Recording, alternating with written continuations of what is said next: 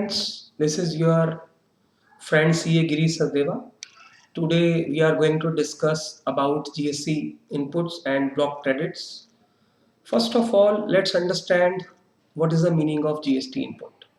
So in normal course of business, we pay GST on our sales or revenue, and at the same time we also pay GST on our cost, whatever expense we do incur, whatever supplies we do accept, we also pay GST on those things.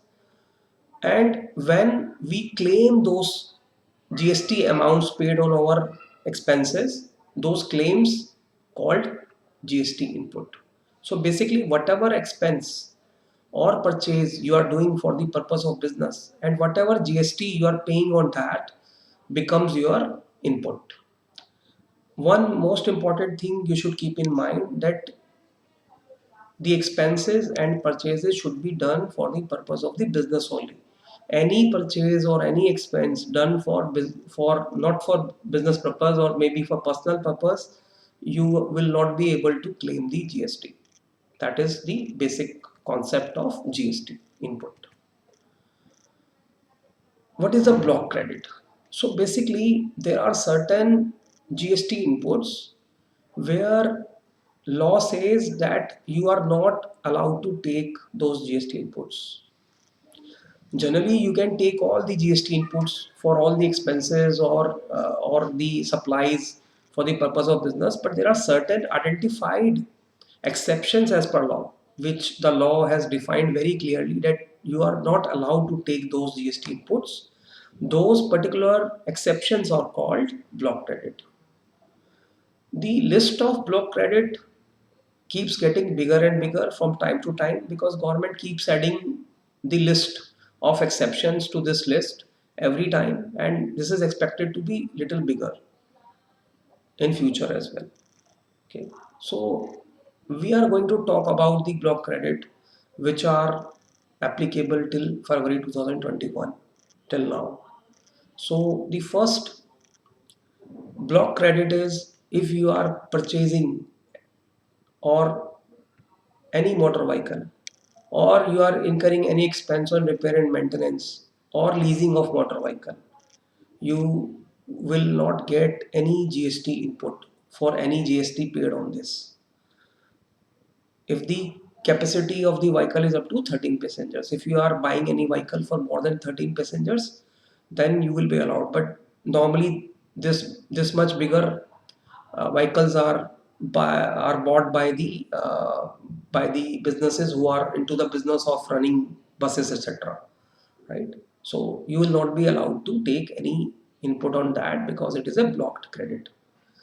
There are exceptions. So for these cases, even if you are buying vehicle, even if you are incurring repair and maintenance on vehicle, you will be allowed if you are yourself in the business of sale of motor vehicle, that you you are buying motor vehicle and you are selling motor vehicle, because you are paying, because you are in the business of motor vehicle itself, then you will be able to get GST input. Otherwise you will not get. Otherwise it is a blocked credit for anyone else. Similarly, let's say you are in the business of transportation of passengers. In that case, you will be allowed GST input on the any repair and maintenance cost of your vehicles, right? Similarly, if you are in the business of motor vehicle training, then your business nature is such that you will be allowed the GST inputs on these expenses. But apart from these three exceptions, you are not allowed to take GST inputs because this GST is blocked. Next is purchase, repair and maintenance of vessels and aircraft. In the same lines like we talked about motor vehicles, similarly for vessels and aircrafts, if you are paying any GST, you will not be allowed any GST input because these are blocked. You will be allowed only if you are in the business of sale of vessels, aircraft itself, or you are in the business of transportation of passengers or goods, or you are in the business of navigation of such vehicles, vessels and aircrafts. Otherwise you are not allowed. It's a block credit. For normal businesses, any GST paid on these items is not allowed. Similarly, following goods or services, for example, food and beverages, your expense, you are incurring expenses on food and beverages, you are incurring expense on outdoor catering, beauty treatment, health services, cosmetics, plastic surgery, life insurance, health insurance. These are all block credits. You will be allowed credit only when you yourself are in the business of this category of goods and you are using these services to further uh, supply these services to your clients or to your customers, right?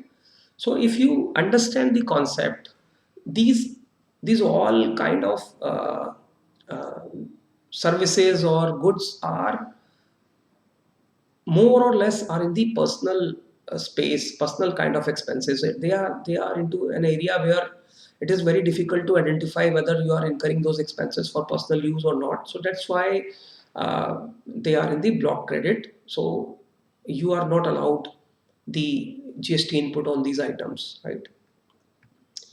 Similarly, in the same manner, if you are expensing on clubs, gyms, health and fitness center, you are not allowed. The only exception is that if any law says that you have to do it for your employees, then only because it is imposed on you by the law, then only these expenses, when you are incurring and you are paying any GST, you will be allowed GST input. Otherwise, in normal course, these are again conceptually related to the personal expenses. That's why law has clearly blocked that you are not allowed to take inputs on these expenses. On the same lines, travel benefit to employees on leave or vacation. So if you are giving any expenses or any vacation, you are incurring any cost on vacations or employee or on employees, you are not allowed to take any GST input. In the normal course of business, if you are sending your employees for any business purpose, then you are allowed to take GST input, right? Similarly, you are if you are paying GST on work contract where the contract is for construction of an immovable property, in that case also the GST input is not allowed.